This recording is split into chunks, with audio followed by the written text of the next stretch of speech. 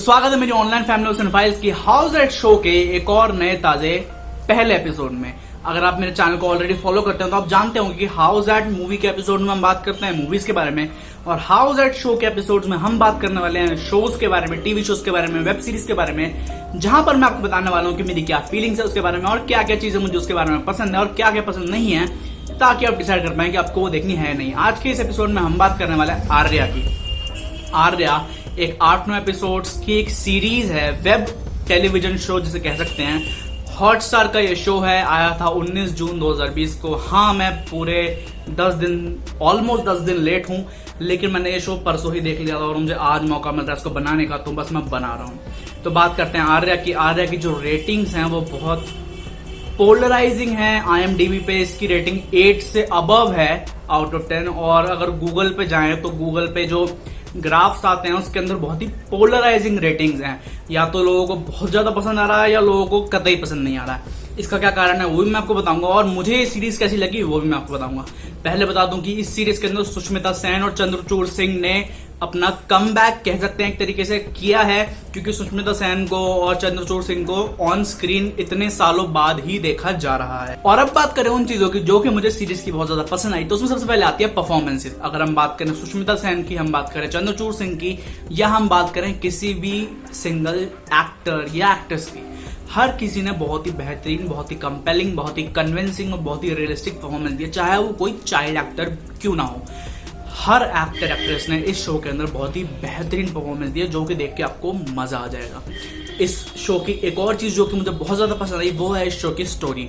इस शो की स्टोरी एक तरीके से क्राइम ड्रामा टाइप का जॉनर है इसका, और ये उसी से रिलेटेड एक स्टोरी है। और अब हमें कुछ टाइम बाद मुंबई से बाहर निकल के कुछ मिला हमें, क्योंकि ये राजस्थान पे बेस्ड है, और वो चीज मुझे बहुत ज्यादा पसंद आई कि अब जाके हमें मुंबई से बाहर जाके कुछ मिला। क्योंकि हमें अब कुछ टाइम से जो शोज या मूवीज वगैरह मिल रही थी उन सबका वो सारा क्राइम वगैरह या तो यूपी पे बेस्ड था या फिर वो मुंबई पे बेस्ड था, लेकिन ये राजस्थान में सेट है, जो कि इसको बहुत ज्यादा यूनिक बना देता है। एक और चीज जो कि इसमें मुझे हद से ज्यादा पसंद आई वो ये है कि ये चीज हद से ज्यादा रियलिस्टिकली बनाई गई है। कहने का मतलब क्या है? कहने का मतलब ये है कि ये सच में बहुत ज्यादा रियलिस्टिक है। इसके अंदर कोई बहुत ज्यादा फालतू का ड्रामा नहीं है, कोई बहुत ज्यादा फालतू के मतलब फ्लैशी कुछ नहीं है, और बहुत ज्यादा कोई ओवर यूज नहीं कर रखा किसी चीज का जो कि इसे रियलिस्टिक वर्ल्ड से अलग कर दे।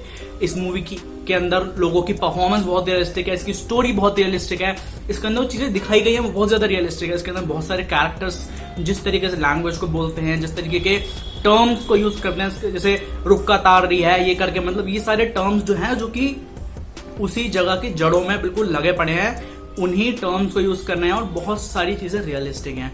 इसके अंदर एक फ्यूनरल सीन है जिसके अंदर मतलब जो कैमरा है वो बहुत ही अनकंफर्टेबल चीजों के ऊपर रहता है, बहुत देर तक हवर करता है, कोई बैकग्राउंड म्यूजिक नहीं होता, बिल्कुल रियलिस्टिक फ्यूनरल सीन दिखाया जाता है। और इतने अनकंफर्टेबल सीन्स दिखाए जाते हैं जो कि देखने में बड़े मुश्किल होती है, जो आपको अनकंफर्टेबल कर देती है बिल्कुल ही, जो कि इसको बहुत ज्यादा ब्रिलियंट बना देता है। इसकी सिनेमाटोग्राफी बहुत ज्यादा अच्छी है, और ये जो टेक्निक है कैमरा को रखने की एक शॉट पर बिना किसी म्यूजिक के, बिना किसी पर्पस के, जो कि हमें अनकंफर्टेबल कर दे, ये हमने ऑस्कर विनिंग मूवीज में देखे, जैसे कि 12 Years Slave जो एक मूवी है जो ऑस्कर विनिंग है, उसके अंदर भी ये वाली टेक्निक बहुत ज्यादा यूज हुई है, जो कि इस शो के अंदर भी है, जो कि इसको देखने का एक्सपीरियंस बहुत ही डिफरेंट और बहुत ही यूनिक बना देती है। जैसा कि मैंने बताया कि ये बहुत ज्यादा रियलिस्टिक है, इसके अंदर डायलॉग्स बहुत ही रियलिस्टिक है, रिएक्शंस लोगों के बहुत ज्यादा रियलिस्टिक है। और अगर एक एग्जांपल दूं कि मैं क्या कहना चाह रहा हूँ कि ये बहुत ज्यादा रियलिस्टिक है इस चीज से, तो इसके अंदर दिखाया गया है कि कुछ लोग मतलब सिगरेट पी रहे हैं इसके अंदर, मतलब एक नॉर्मल जैसे दिखाया जाता है मूवी शोज चीजों के अंदर कि कोई कैरेक्टर सिगरेट पी रहा है, स्मोक कर रहा है। तो इसके अंदर एक सीन दिखाया गया है कि एक लड़की, एक टीनेजर लड़की सिगरेट पी रही है, और एक शॉट दिखाया गया, एक सीन दिखाया गया जिसके अंदर एक टीनेजर लड़का सिगरेट पी रहा है।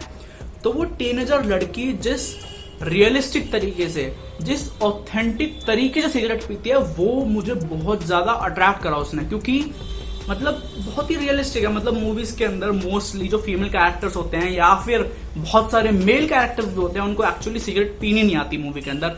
तो जिन बंदों को असलियत में पता है कि हाँ भाई सिगरेट कैसे पी जाती है, उनके लिए वो टर्न ऑफ कर देती है उन्हें, क्योंकि मतलब उन्हें पता होता है कि हाँ भाई ऐसे सिगरेट तो पीते ही नहीं है। मतलब मैं सिगरेट नहीं पीता, लेकिन बस मुझे पता है, तो मतलब वो चीज मुझे बहुत ज्यादा रियलिस्टिक और बहुत ही अच्छी लगी। दूसरी ओर जो लड़का है जो सिगरेट पी रहा है, वो बंदा पहली बार सिगरेट पी रहा है, और जिस तरीके से वो सिगरेट पीता है हमें पता चलता है कि हाँ भाई ये बंदा पहली बार पी रहा है या इसको एक्सपीरियंस नहीं है। तो मतलब ये चीज बहुत ज्यादा रियलिस्टिक लगी मुझे उसके अंदर। एक चीज जो कि मुझे बहुत ज्यादा अच्छी लगी और जिस वजह से मैंने इसको देखा वो था कि ये विमेन सेंट्रिक है।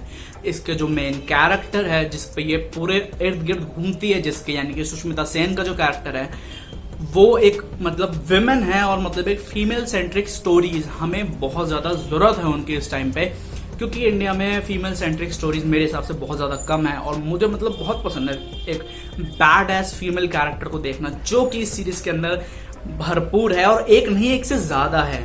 तो वो मुझे बहुत ज्यादा अच्छा लगा, और मैं चाहता हूं कि अगर आप फीमेल सेंट्रिक स्टोरीज में थोड़े से इंटरेस्टेड हैं तो आपको ये जरूर देखनी चाहिए, क्योंकि ये भी एक फीमेल सेंट्रिक स्टोरी है जो कि बहुत अच्छी तरीके से बनाई गई है। एक चीज और जो कि मैं मेंशन करना चाहूंगा कि ये एक रीमेक है, एक डच टीवी सीरीज जिसका नाम था पेनोजा, ये उसका एक रीमेक है। तो अगर मैंने वो तो देखी है नहीं, देखो भाई डच वाली, लेकिन फिर भी मैं कह सकता हूँ कि उस डच वाली सीरीज की स्टोरी को इंडिया में और राजस्थान में अडैप्ट बहुत अच्छे तरीके से किया गया है, क्योंकि वो बहुत ही रियलिस्टिक और बहुत ही हमें कन्विंसिंग लगती है। हमें लगता कि हाँ भाई कुछ उठा के कहीं पर रख दिया, ऐसा नहीं लगता, हमें बहुत ज्यादा अच्छा और एंटरटेनिंग लगता है। एक चीज जो कि मुझे इसकी और बहुत ज्यादा अच्छी लगी वो है इसका रेट्रो सॉन्ग्स का यूज करना। इस शो के अंदर रेट्रो बहुत सारे सॉन्ग्स हैं जो कि मतलब हमारी मेमोरी में घुसे पड़े हैं और हम सबको बहुत ज्यादा पसंद है। उन सॉन्ग का यूज करा गया है बहुत सारे अच्छे मोमेंट्स पे, बहुत सारे बुरे मोमेंट्स पे, जो कि उन सीन्स को, उन शॉट्स को और ज्यादा डेप्थ दे देते हैं और ज्यादा जान दे देते हैं उनके अंदर, जो कि एक्सपीरियंस करना बहुत बेहतरीन एक्सपीरियंस होता है। अगर सिर्फ उन्हीं के लिए भी ये देखी जाए ना सीरीज, तो वो भी एक बुरी बात नहीं है, क्योंकि वो इतने ज्यादा बेहतरीन एक्सपीरियंस देते हैं हमको उन रेट्रो सॉन्ग्स का use as a background music, जो कि बहुत बेहतरीन है।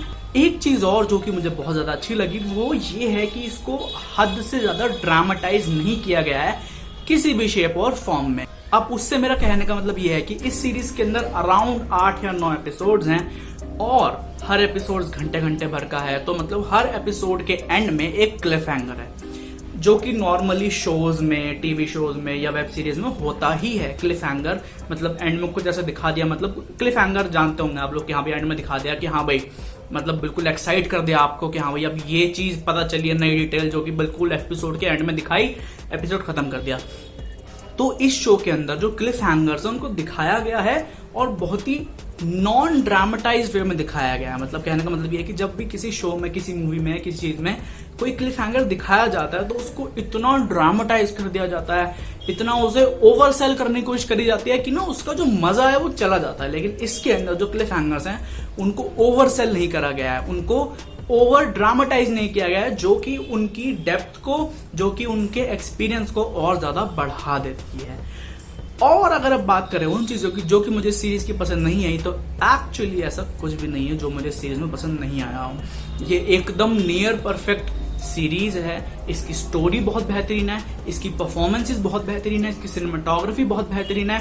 इसके अंदर जो टीनेज लव स्टोरी दिखाई है बहुत रियलिस्टिक है, बहुत ही डाइजेस्टेबल है, बहुत ही रियलिस्टिक कैरेक्टर्स हैं, रियलिस्टिक स्टोरी है, रियलिस्टिक बैकग्राउंड है, रियलिस्टिक सराउंडिंग्स है, रियलिस्टिक सब कुछ है। मतलब इस चीज का जो रियलिज्म है ना, मैं उसको 10 में से 10 देना चाहूंगा, क्योंकि बहुत सारी चीजें हम देखते हैं जो कि रियलिस्टिक होती हैं, लेकिन कहीं ना कहीं जाके उसके अंदर थोड़ा थोड़ा ड्रामा घुसा ही देते हैं लोग, लेकिन इसके अंदर वो भी नहीं है। और अगर आप उन लोगों में से हैं जो कि ड्रामे के बहुत ज्यादा फैन हैं, तो मैं आपको बता दूं कि इसके अंदर ड्रामे की कमी भी नहीं है, क्योंकि इसके अंदर मतलब अगर आप सीरीज देख चुके हैं तो आप समझ जाएंगे मैं किस बारे में बात कर रहा हूँ। अगर आप नहीं देखी अभी तक तो जब आप देखेंगे तो आप समझ जाएंगे मैं किस बारे में बात कर रहा हूँ। इसके अंदर रियलिज्म भी है और इसके अंदर ड्रामा भी है, और दोनों अपनी अपनी जगह बिल्कुल काफी हैं, इनफ है। कोई भी ओवर यूज नहीं किया गया, कोई भी अंडर यूज नहीं किया गया। इसके ट्विस्ट एंड टर्न्स बहुत अच्छे और हेल्दी ट्विस्ट एंड टर्न्स हैं, और ये बहुत ही एंटरटेनिंग, बहुत ही बढ़िया, बहुत ही बेहतरीन है। बस और क्या कहूँ इसके बारे में। एक बहुत बढ़िया women centric story with a great and badass female characters with realistic background and surroundings and with great performances। और क्या चाहिए। एक चीज जो मुझे बहुत बेहतरीन तरीके से मेंशन करनी है वो ये है। तो जब मैंने गूगल पे रिव्यूज पढ़े इसके, तो उसके अंदर फिजियोथेरेपी एज अ फिजियोथेरेपिस्ट, मतलब बहुत सारे फिजियोथेरेपी की फील्ड के जो लोग हैं वो बहुत ज्यादा ट्रिगर हो रहे थे इससे, और वो बहुत ज्यादा ऑफेंड हो रहे थे इस शो की वजह से। तो मैंने सोचा यार मैंने ये पूरी सीरीज देख ली, मुझे तो ऐसा फिजियोथेरेपी से रिलेटेड कुछ ऐसा याद नहीं है जो इसके अंदर किया गया हो कि भाई भी ऑफेंड करने लायक ऐसा कुछ। तो फिर मैंने गूगल पे सर्च करा, यूट्यूब पे सर्च करा, तो मुझे पता चला कि इसके अंदर एक लाइन कही गई है कि फिजियोथेरेपिस्ट और डॉक्टर में उतना ही फर्क होता है जितना एक डॉक्टर और कंपाउंडर में। अब इस लाइन पे बहुत सारे फिजियोथेरेपिस्ट जो कि हैं वो बहुत ज्यादा ऑफेंड हो रहे हैं, बहुत ज्यादा ट्रिगर हो रहे हैं। लेकिन अगर हम बात करें इस लाइन के कॉन्टेक्स्ट की, तो मैं बता दूं कि ये लाइन एक औरत अपनी सौतन के बारे में कह रही है। अब तुम ये सोचो, एक औरत है, उसके पति को फिजियोथेरेपी की जरूरत थी, तो उसकी फिजियोथेरेपी के लिए एक फिजियोथेरेपिस्ट आई, और वो फिजियोथेरेपिस्ट उस पति की दौलत देख के उसकी दूसरी बीवी बन गई। तो मतलब एक औरत अपनी सौतन को भी नहीं कह सकती क्या, मतलब कुछ, मतलब यार तुम कॉन्टेक्स्ट तो देखो, तुम उसके पीछे के इमोशन तो देखो। उसने ऐसा इसलिए कहा कि एक फिजियोथेरेपिस्ट और डॉक्टर में उतना फर्क है जितना एक डॉक्टर और कंपाउंडर में, क्योंकि वो उसकी सौतन है भाई। मतलब एक इंसान, मतलब एक फीमेल, एक औरत अपनी सौतन को तो यार कह ही देती है कुछ ना कुछ। मतलब इस बात पे ट्रिगर होने की क्या बात है, मुझे बताओ कमेंट्स में, मुझे समझा दो कोई। या ये तो यही बात हो गई कि मतलब कोई इंसान कुछ बोल ही नहीं सकता, कुछ बोल ही नहीं सकता कोई, मतलब ये तो वही बात हो गई। मतलब ये तो बिल्कुल ही वो जो है अपना स्पीच वाला है, जो अपना राइट है उसके ऊपर बिल्कुल ही, मतलब ये तो गोली मार रहे हो तुम कि नहीं, मतलब बोल कैसे गए फिजियोथेरेपिस्ट के ऊपर। अब यार वो फिजियोथेरेपिस्ट पे नहीं बोल रही, वो अपनी सौतन को बोल रही है, मतलब अपनी सौतन को भी नहीं बोलने दोगे क्या तुम उसे। तो बस यही थी वीडियो। लाइक करो, कमेंट करो, शेयर करो, सब्सक्राइब करो, मेरे चैनल को फॉलो करो इंस्टाग्राम, ट्विटर और पिंटरेस्ट पर, और सब्सक्राइब करके बन जाओ हमारी ऑनलाइन फैमिली एंड वाइल्स का हिस्सा। फॉलो करो मेरे टिकटॉक पर भी, और अगर तुमने वो घंटा नहीं दबाया तो तुम्हें घंटा कोई नोटिफिकेशन मिलने वाली है।